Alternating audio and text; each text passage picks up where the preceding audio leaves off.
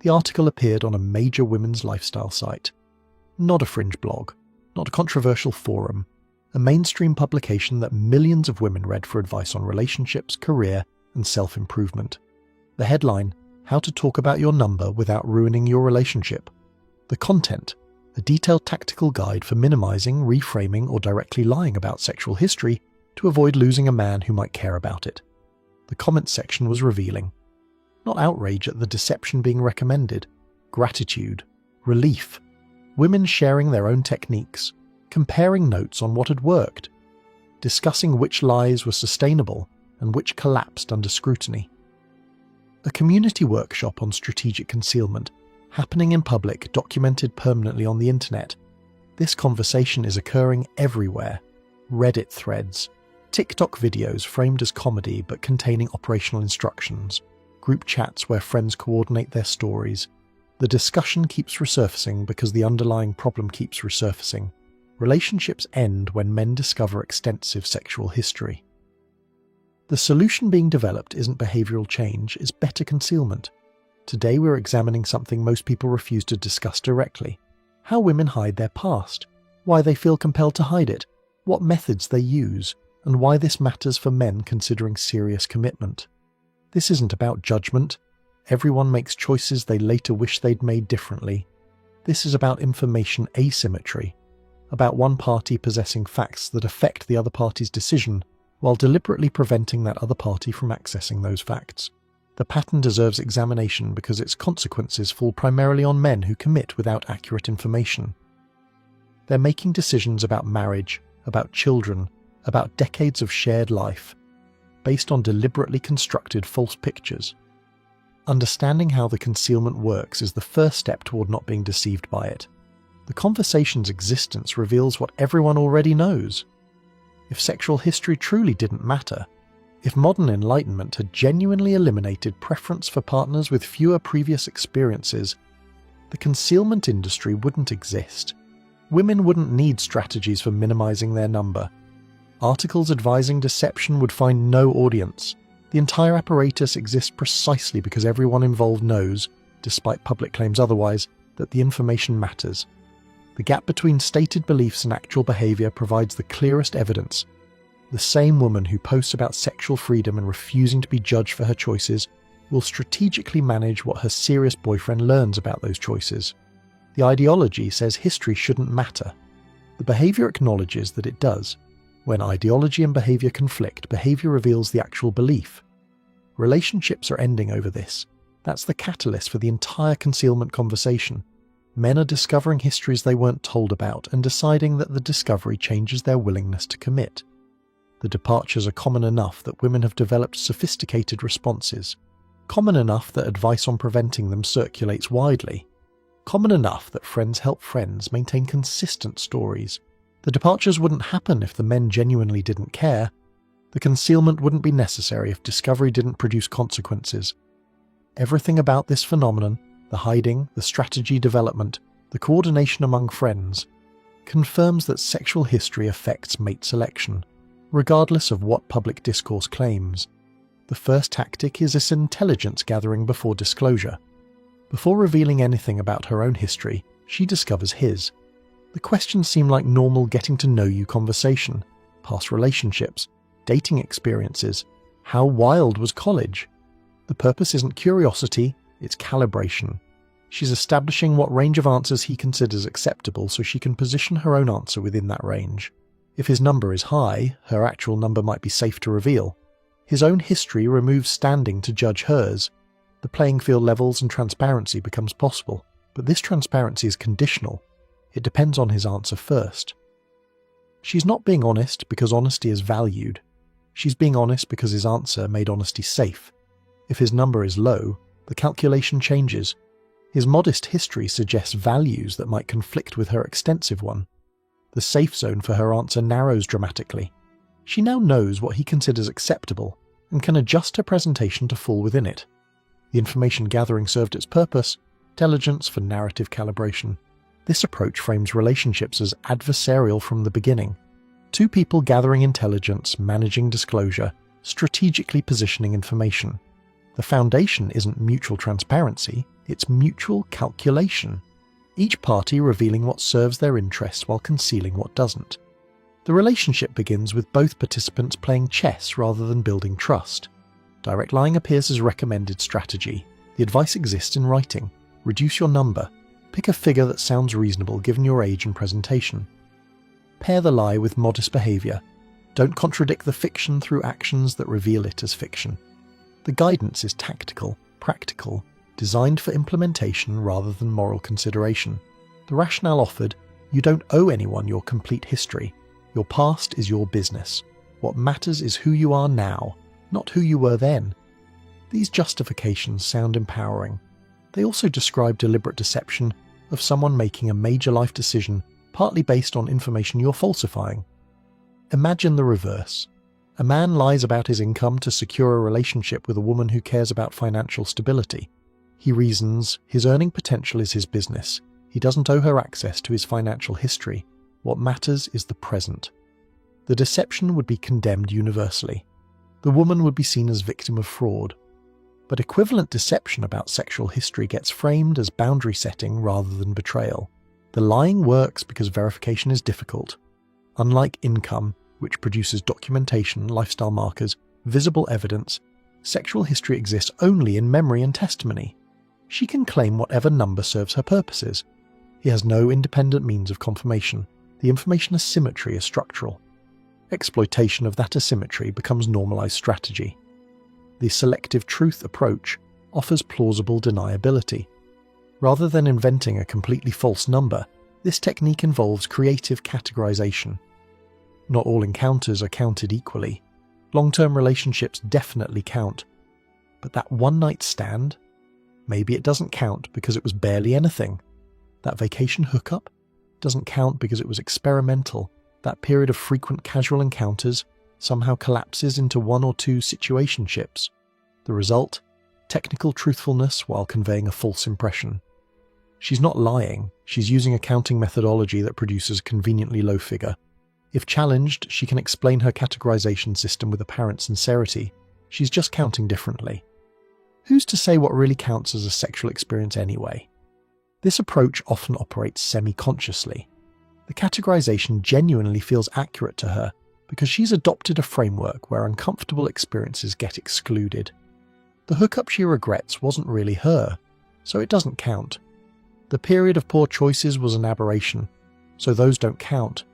The encounters she can't remember clearly might not have happened, so those definitely don't count. The gap between actual experiences and counted experiences can be enormous.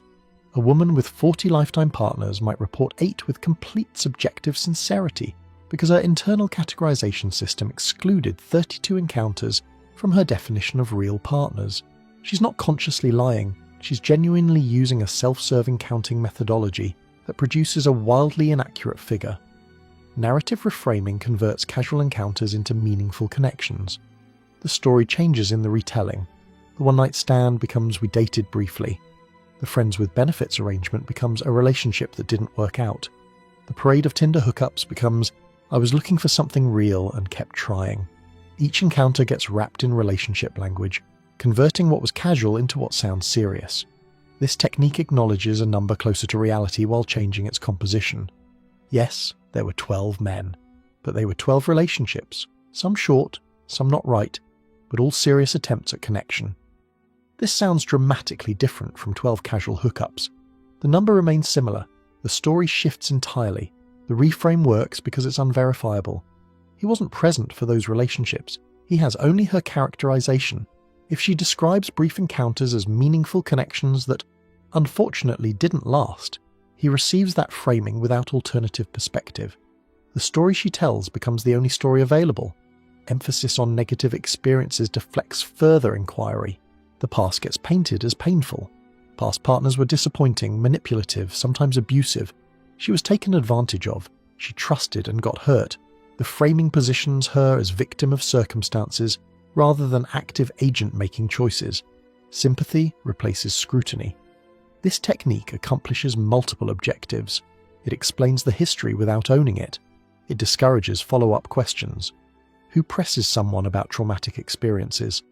It reverses the dynamic from her being evaluated to him being the rescuer, and it indirectly threatens.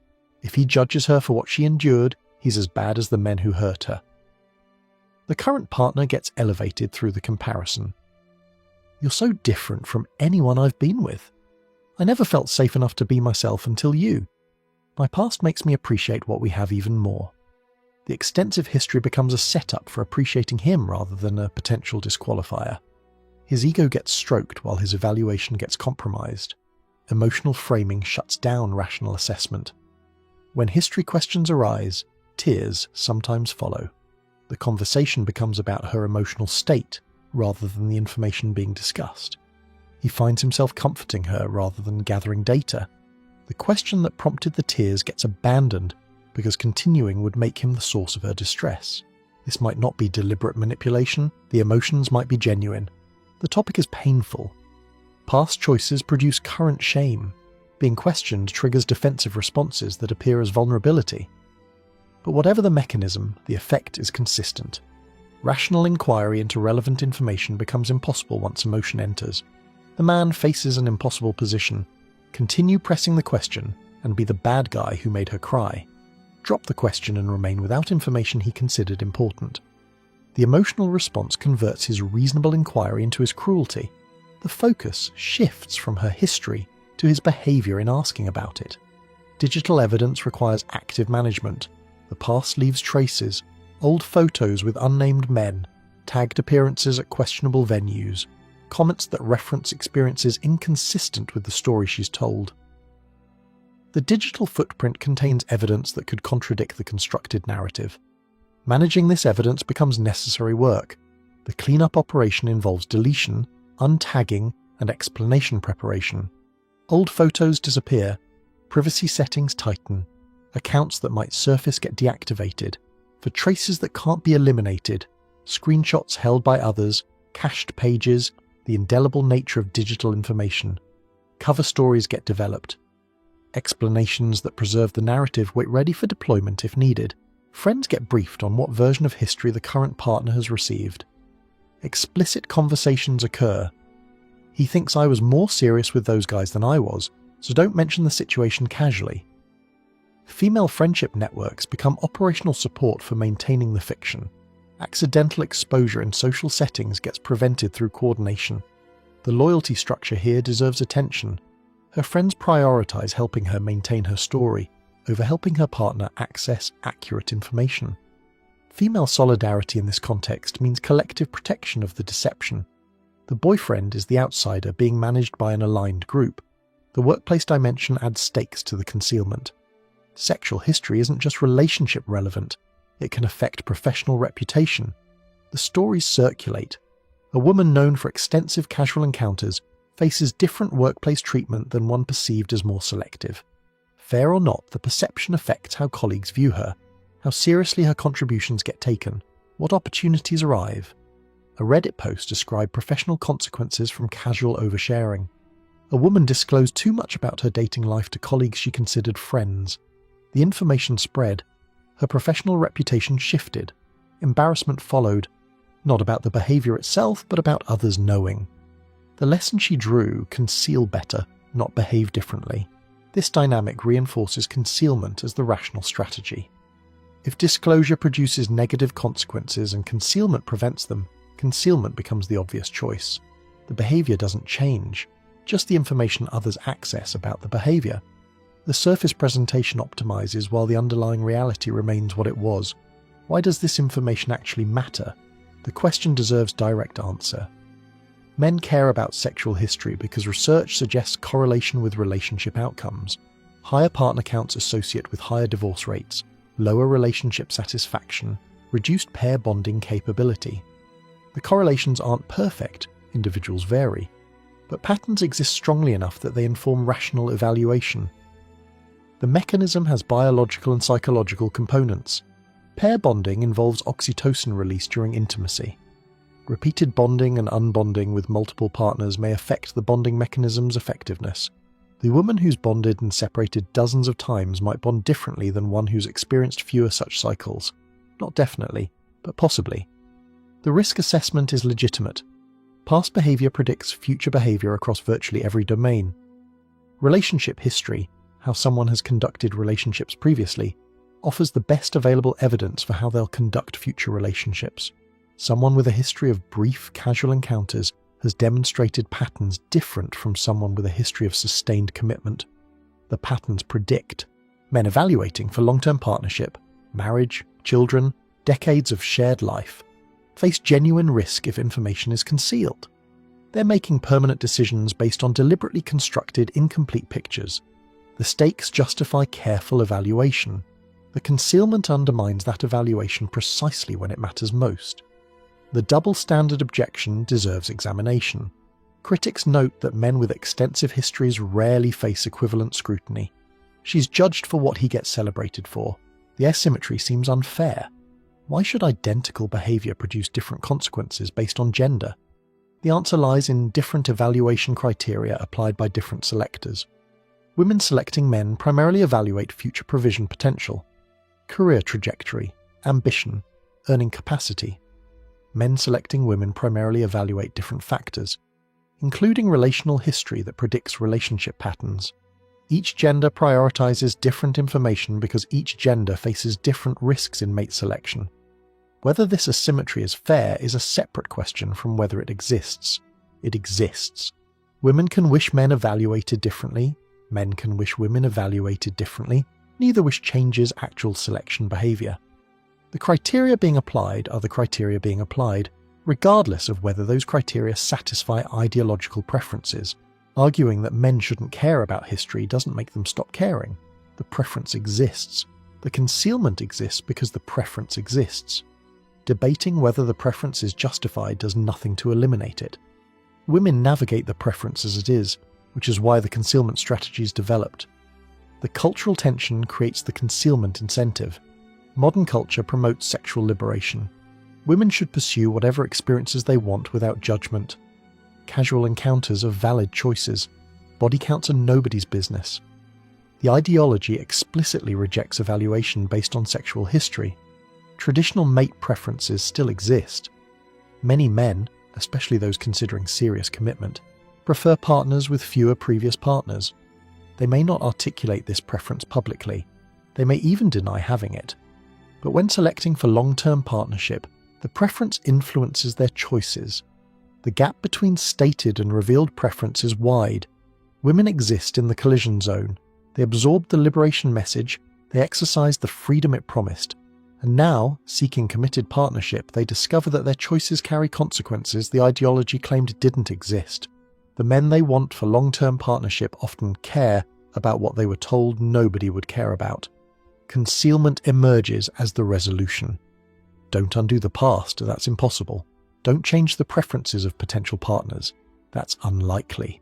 Just prevent the intersection of past and partner. Keep the information separated. Allow the relationship to form without the information that might prevent it. The strategy is individually rational. Collectively, it produces a dating market where men seeking accurate information cannot access it, and women possessing disqualifying information have incentive to hide it. Trust becomes impossible when deception is incentivized and unverifiable. Early sexual activity correlates with concerning patterns. Research indicates connections between early sexual debut and later relationship instability. Women who became sexually active younger show higher rates of divorce, lower relationship satisfaction, more lifetime partners. Causation is debated. The early activity might cause problems or might reflect underlying factors that also cause problems. Either way, the correlation provides predictive information. This creates another category of concealed information. Not just the number of partners, but the timing and context. The 14-year-old who began sexual activity differs statistically from the 21-year-old who did. The circumstances matter. The patterns that preceded the number matter.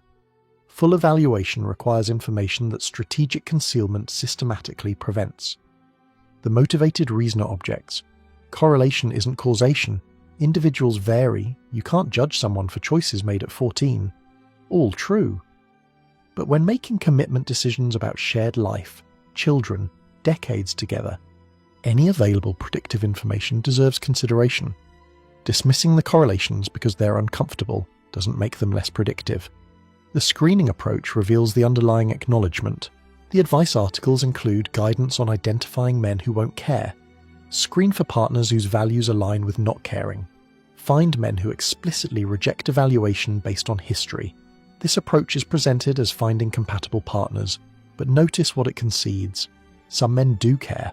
Enough men care that screening for ones who don't becomes necessary strategy. The existence of the screening advice confirms that the preference requiring screening exists widely enough to require navigation. You don't develop techniques for avoiding something rare. The screened for men, those who explicitly don't care about history, represent a subset, perhaps a substantial subset, but not the entirety of available partners. Limiting oneself to that subset reduces options. Some women make that trade consciously. Others prefer wider options, which requires concealment from the men who would care if they knew. The commitment consideration concentrates the stakes. Casual dating operates differently than commitment evaluation. For short-term connection, history might genuinely matter less. But when a man considers marriage, legal entanglement, financial combination, potential children, decades of exclusivity, the evaluation intensifies. The risk profile changes. Information that was optional becomes essential. Marriage is the highest stakes decision most people make. Divorce devastates financially and emotionally. Children bind people together regardless of relationship quality. Decades of life get allocated. The decision deserves the best available information. Concealing relevant predictive information undermines the decision process at exactly the moment it matters most. A man who wouldn't have married her if he'd known her history finds himself married without having received that information. His commitment was secured through information management rather than informed consent. Whatever emerges later, dissatisfaction, infidelity, divorce, he chose his path without the data that might have altered his choice. The detection challenge makes protection difficult. Unlike verifiable claims, income, education, family background, sexual history can't be independently confirmed. He relies on her testimony. She controls that testimony. The information asymmetry is structural and permanent. Even suspicion provides no avenue for confirmation. He either trusts her account or doesn't, without access to evidence beyond her word. Investigative approaches face severe limitations. Asking her friends reveals only what they've agreed to reveal. Past partners won't be identified honestly if the identification would expose the concealment. Social media has been scrubbed. The trail has been managed. He's operating blind in territory where she has complete information control. Some men resolve this through proxy indicators. Evaluating her friend group. If her closest friends have extensive casual histories, she likely does too. Observing her comfort in certain contexts. Expertise suggests experience. Noticing how she discusses the topic. Evasion and emotional deflection often indicate something being evaded. These indicators aren't reliable, but they're the only available data when direct information is controlled. Pattern recognition develops through accumulated observation. Men who've been deceived develop heightened sensitivity. They notice when stories don't quite align. They register when emotional deflection redirects inquiry. They observe when questions produce reactions disproportionate to the questions themselves. The learning is expensive. It required being deceived first, but it produces discernment that protects against future deception. This discernment also produces caution that might seem excessive to women who aren't concealing anything. The man burned by hidden history approaches new relationships with suspicion that honest partners experience as unfair. The damage from deception spreads, not just to the deceiver's relationship, but to the deceived man's future relationships. The verification problem has no clean solution. Trust is required at some point. But trust informed by awareness that concealment strategies exist and that accurate information is difficult to obtain produces different relationship foundation than naive trust that assumes complete honesty.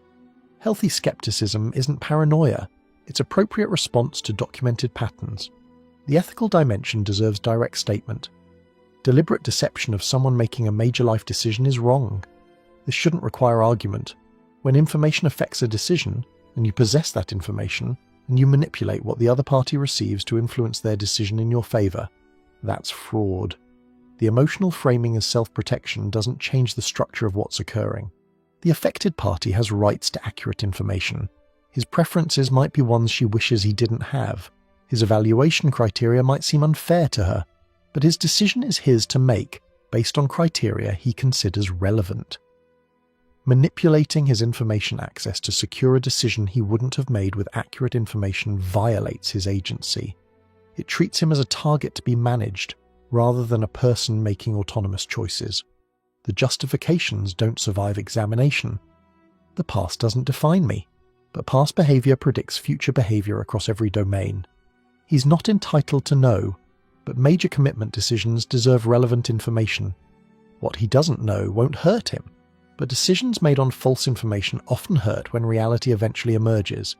The practical guidance crystallizes. For men considering commitment, evaluate carefully before committing. The information you want may be difficult to obtain accurately. Proxy indicators, pattern recognition, extended evaluation periods all help. Don't rush decisions that deserve full assessment. The pressure to commit quickly often serves the party who benefits from limited evaluation. Trust actions over words. Her stated values about relationships matter less than her demonstrated history. How she discusses the topic, how she responds to questions, what patterns emerge from observable behavior. These provide more reliable information than claims she can construct strategically. Recognize the emotional manipulation patterns. Tears, defensiveness, accusations of judgmentalism. These often appear when concealment is being protected. Legitimate questioning about relevant topics shouldn't produce extreme emotional response. When it does, something beyond the question itself is operating. Accept that verification is often impossible. At some point, trust decisions must be made with incomplete information. This reality doesn't eliminate the value of seeking information. Partial knowledge beats total ignorance, but acknowledge the limits and factor the uncertainty into commitment evaluation. For women considering concealment, understand what you're doing. You're securing commitment through information manipulation. The relationship's foundation includes deception about matters the other party considers relevant. Whatever emerges from that foundation built on that deception carries the deception forward. Consider whether the concealment can be maintained permanently. 40 years of marriage offers many opportunities for truth to emerge, through alcohol, through conflict, through accidental revelation, through the inherent instability of maintained fictions. The concealment that secured commitment must be maintained indefinitely. Most deceptions eventually fail. Recognize that the filtering might actually serve you. Men who would reject you based on history might be poor matches for you specifically. Honest disclosure filters for partners whose values align with yours. The man who stays knowing your history stays knowing your history. That foundation might prove more stable than a relationship built on strategic information control. The larger picture comes into focus. Sexual liberation promised consequence-free choice. The promise was false. Choices produce consequences regardless of ideology. The consequences include altered bonding patterns, statistical relationship risks, and mate preferences that the liberation ideology claimed were illegitimate but that persist regardless. Women navigating the gap between ideology and reality developed concealment as a coping mechanism. The mechanism works in the short term. Relationships form that might not have formed with full disclosure. The long-term consequences, foundations built on deception, partners denied informed consent, inevitable instability of maintained lies, these emerge later. The information matters because men evaluating for long-term commitment face genuine risk that accurate history helps assess. Concealment protects against evaluation that would appropriately shift commitment decisions. The entire apparatus exists because the information, accurately evaluated, would change outcomes, which confirms that the information genuinely matters, regardless of claims otherwise. Both parties bear responsibility. Women who conceal bear responsibility for the deception, but men who don't pursue evaluation, who commit without seeking relevant information, who ignore available indicators because seeking clarity feels uncomfortable, they bear responsibility for the decisions they make with information they didn't bother to gather. The current dating market rewards deception and punishes transparency. Until that incentive structure changes, the concealment strategies will continue developing. The arms race between those hiding information and those seeking it will continue escalating, and relationships will continue forming on foundations that include deliberate manipulation of one party's decision-making inputs. Awareness won't solve the problem, but awareness might protect individual men from individual deceptions. Awareness might prompt individual women toward transparency rather than concealment. Awareness might slowly shift the incentive structure by making concealment less reliably successful. Small changes, operating across many individual decisions, eventually produce different aggregate outcomes. The conversation will continue because the underlying tension won't resolve. Liberation ideology and evolved preferences conflict. The conflict produces concealment as women navigate between values they absorbed and preferences they encounter. Until either the ideology changes or the preferences disappear, neither likely soon, the concealment strategies will remain necessary and will continue developing in sophistication. More content on evaluating partners for long-term compatibility, recognizing manipulation patterns, and building relationships on foundations of actual honesty exists elsewhere. Links available for those serious about navigating this terrain effectively. For those who've experienced discovery after commitment, share what revealed the concealment. What indicators existed that you overlooked? What patterns preceded the disclosure? Your experience might help others recognize what you missed before it's too late. The information matters. The concealment is real. The evaluation deserves the effort. Everything else is commentary on these facts.